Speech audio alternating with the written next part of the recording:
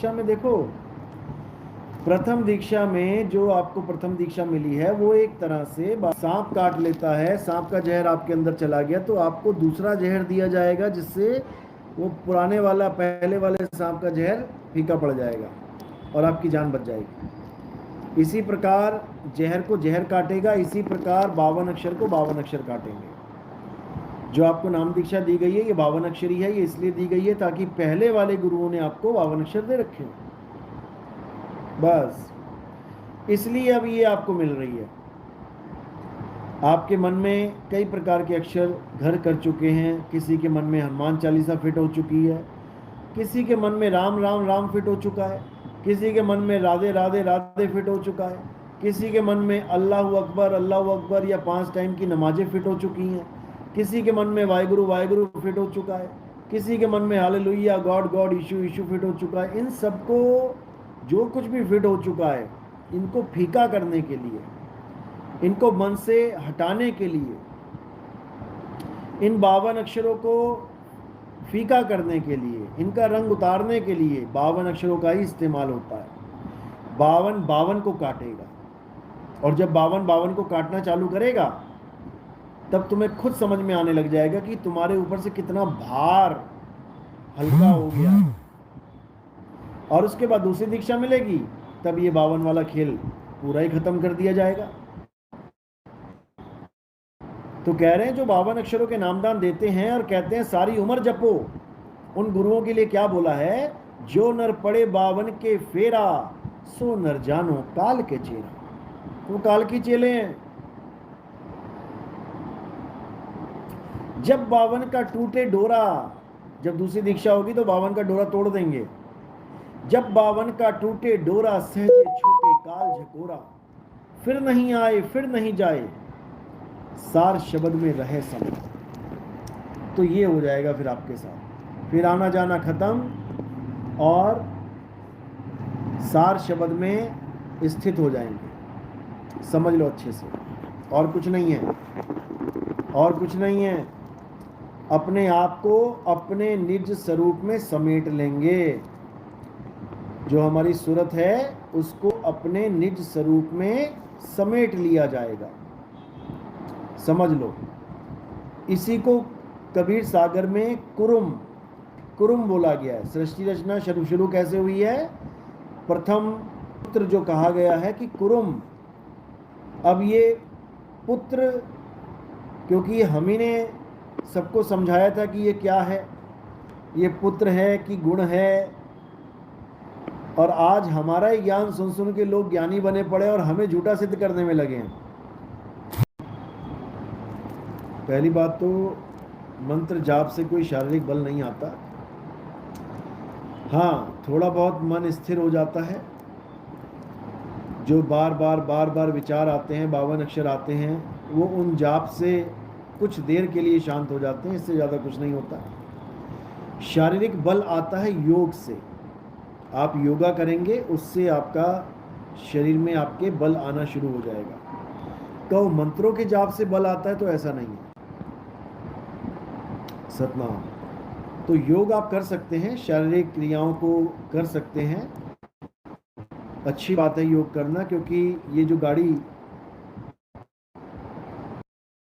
गाड़ी आपने ले रखी है, इस वक्त चला रहे हैं आप, जिसको बॉडी कहते हैं, इसकी देख रेख करना भी हमारा ही फर्ज है। अगर कोई कार आप चला रहे हो तो उसका टायर की हवा चेक करना, उसमें टायर की हवा भरना, ये भी हमारा ही फर्ज है। ये कोई बाहर से कोई और नहीं करेगा आके। तो अपने फर्ज निभाते जाना है, लेकिन जो मूल ज्ञान है उसको अच्छे से समझते जाना है। उसमें कोई कंप्रोमाइज़ नहीं होगा कि मूल ज्ञान छोड़ के कहो कि आप केवल योगा से काम बन जाएगा, तो नहीं बनेगा। तो उस चीज़ को दिमाग से निकाल देना है। योगा का काम केवल बॉडी तक है और मूल ज्ञान, आत्म ज्ञान का काम आत्म कल्याण का है। सब पूर्ण होगा। तो आप लोग का भरपूर सहयोग मिला, आप लोग का भरपूर प्रेम मिला। बहुत से भक्तों ने बहुत ही अच्छी तरह प्रचार प्रसार किया, ग्रंथ बांटे, पैम्फलेट छापे, बैनर लगाए, पोस्टर बांटे, बहुत कुछ किया, सबका अपना अपना योगदान रहा। किसी ने तन से, किसी ने धन से, किसी ने अपने अपने हिसाब से पूरे प्रचार में योगदान किया। बहुत बहुत आशीर्वाद आप लोगों को, जो आपने मालिक के जीवों को जगाने के लिए भरपूर प्रयास किया। अब वो आगे उनकी किस्मत है, क्या उनकी किस्मत में है, क्या उनको फल मिलेगा, सत्संग को सुन पाएंगे, समझ पाएंगे कि नहीं, वो उनकी किस्मत है। लेकिन आपने भरपूर योगदान दिया, इसके लिए आप आशीर्वाद के भी पात्र हैं और धन्यवाद के भी पात्र हैं। तो मालिक की अपार कृपा है, बंदी छोड़ की दया है। ऐसे ही ये मूल ज्ञान घर घर तक पहुंचता रहे और जितने भी पुराने रीति रिवाज, पुराने अज्ञान का जो भी लेखा जोखा संभाल के बैठे हैं, उससे सब निवृत्त हो जाएं, उससे सब निकल जाएं और असली सत्य ज्ञान को अपनाएं, इस मूल ज्ञान को अपनाएं। हमारी यही अरदास रहेगी मालिक से, परमात्मा से, कि सबको वो सत्य से जोड़े। साहिब बंदी, देखो ये जो मैटर है ना, ये एक सोशल मैटर है। अब किन्नर क्यों मांगते हैं? क्योंकि उनको कोई नौकरी नहीं दे रहा है, किन्नर को कोई ऑफिस में काम नहीं दे रहा है। अरे भैया, पेट तो उनके भी लगा है, कुछ तो उन्हें भी करना पड़ेगा। तो उनके पास एक ही चारा होता है, मांगना। या कई नाचते भी हैं, लेकिन नाचते भी मांगने के लिए ही हैं। तो इसमें कोई बुराई नहीं है, क्योंकि उनके पास ऑप्शन नहीं है। या तो सरकार उनके लिए सीटें निकाले, उनको सरकारी नौकरियां मिले, प्राइवेट जॉब्स मिले, तब तो कोई नहीं मांगेगा। लेकिन किन्नर को तुम किराए पे कमरा नहीं दोगे मेरे भाई, तो कहाँ से वो खाएंगे, कमाएंगे? थोड़ा उनके बारे में भी सोचना है। तो अगर वो आ जाते हैं, किसी के बच्चा हो गया मांगने, तो बच्चा कौन सा रोज हो रहा है, या बच्चा कौन सा हर साल हो रहा है? दे दिया खुशी में थोड़ा बहुत, दुआएं दे के जाएगा, क्या बुरा है। हाँ, जो बिल्कुल गुंडई पे आ जाते हैं कि 50,000 लेके जाऊंगा, 1 लाख लेके जाऊंगा, वहाँ पे आप अपनी बुद्धिमत्ता से, अपने समाज वालों के उनकी कोई सलाह से निबेड़ा कर सकते हैं। झगड़ा फिर भी नहीं करना है, वो भी मालिक के जीव हैं। वो तो बेचारे खुद दुखी हैं कि कैसा शरीर मिल गया उनको। तो ठीक है, सबका सपोर्ट करना है, उनमें भी मालिक का ही जीव है। आज किन्नर हैं, कल को क्या पता आदमी औरत बन के पैदा हो जाएं। तो सबसे प्रेम रखना है, उनसे भी कोई वैर विरोध नहीं रखना चाहिए, और घृणा तो कभी नहीं करनी चाहिए। याद रखना, जिससे तुम ज़्यादा घृणा करोगे, तुम्हें वैसा ही अंजाम मिलने वाला है। टिट फॉर टैट है यहाँ पे, याद रखना।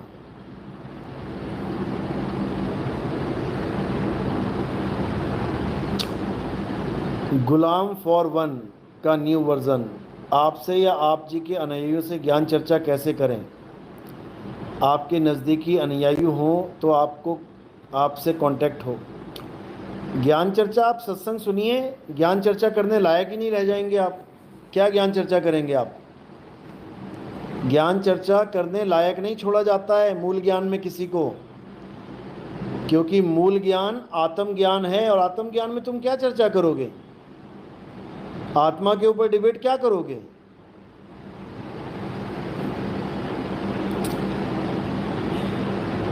अगर आपका कोई सवाल है, पूछ सकते हो।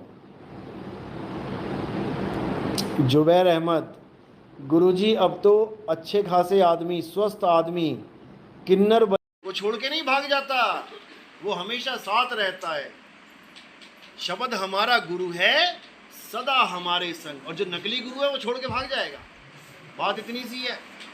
तो आगे क्या करना है? जय गुरु जय बंदी छोड़, जय साहिब सतनाम।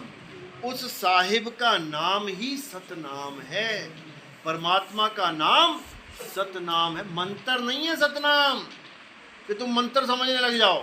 परमात्मा का नाम ही सतनाम है, उसी का नाम कहते ना, एक तू सच्चा तेरा नाम सच्चा, फिर तो दो हो गए, एक तू सच्चा एक तेरा नाम सच्चा, यानी दो सच हो गए फिर तो। जैसे पानी पीना और पानी का नाम जपना दोनों सत्य हैं क्या? एक से गला गीला होगा, दूसरे से नहीं होगा, यानी एक झूठ है, एक झूठ है। क्यों झूठ है? 52 अक्षर ही है कि जय करते रहे आज तक जिनके माँ और बाप थे। अब किसकी करनी है? जिसके माँ और बाप नहीं है। क्यों?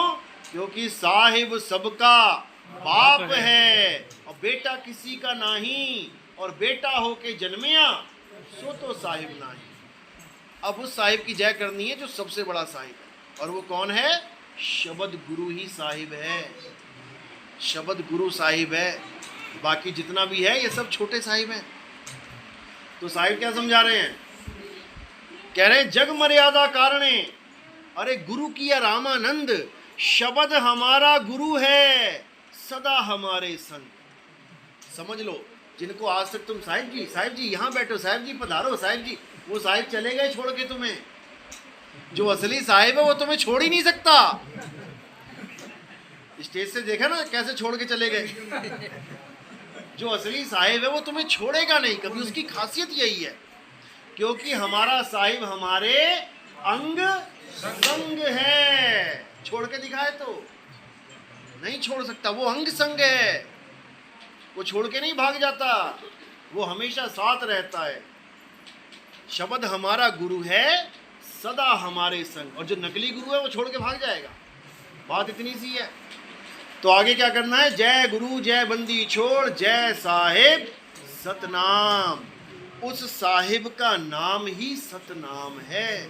परमात्मा का नाम सतनाम है, मंत्र नहीं है सतनाम कि तुम मंत्र समझने लग जाओ। परमात्मा का नाम ही सतनाम है, उसी का नाम कहते ना, एक तू सच्चा तेरा नाम सच्चा, फिर तो दो हो गए, एक तू सच्चा एक तेरा नाम सच्चा, यानी दो सच हो गए फिर तो।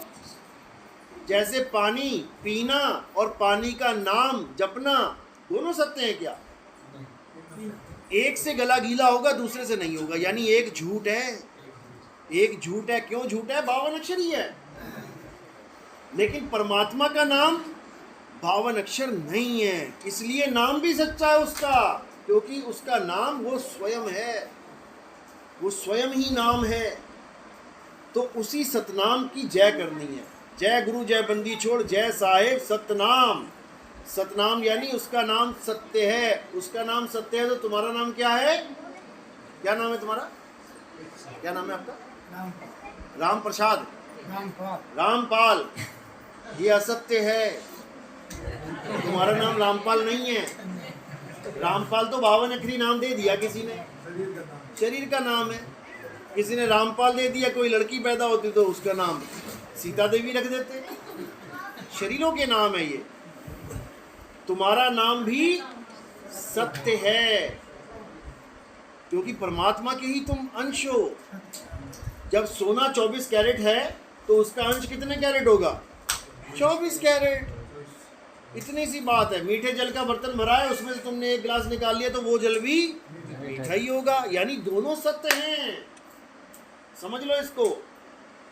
52 अक्षरी जितने नाम हैं वो झूठ हैं। रामपाल जी का नाम रामपाल नहीं है, रामपाल जी का नाम सत्य है। सुरेश जी का नाम सत्य है, दिलीप जी का नाम सत्य है, राम का नाम सत्य है। इसीलिए कहते हैं राम नाम सत्य है। सत्य बोले सत्य है। तो अब उस सत्य को जानना है। जय गुरु जय बंदी छोड़, जय साहिब सतनाम। साहिब बंदगी, उस साहिब को हम बंदगी करते हैं। ये पांचों नाम आपने बार बार रटने हैं। अगली बार दीक्षा लेने आओगे तो ये नाम पूछूंगा मैं एक एक को खड़ा करके। जो नाम बता देगा जल्दी जल्दी 2-3 बार, उसको अगली दीक्षा मिल जाएगी, नहीं तो फिर दोबारा से करो 6 महीने। चलो समझ में आ गई बात? ये नाम जाने से पहले लिख लेना ताकि तुम्हें याद रहे। लिख के याद करके बता दो, अंदर ही चलाने हैं। आंख बंद करके नहीं बैठना है, कान बंद करके नहीं बैठना है। ये नाम चलते फिरते उठते बैठते खाते पीते वाले नाम है, मन में चलाते रहो। जय गुरु, जय बन्नी छोड़, जय साहिब, सतनाम साहिब बंदगी, जय गुरु, जय, ताकि तुम्हारा ध्यान पुराने वाले नामों से हट जाए। बस उस सांप के जहर को ये जहर काट देगा, उसके बाद आत्मज्ञान की बात करेगा। बोलिए सतगुरु बंदी छोड़ कबीर साहिब की जय हो।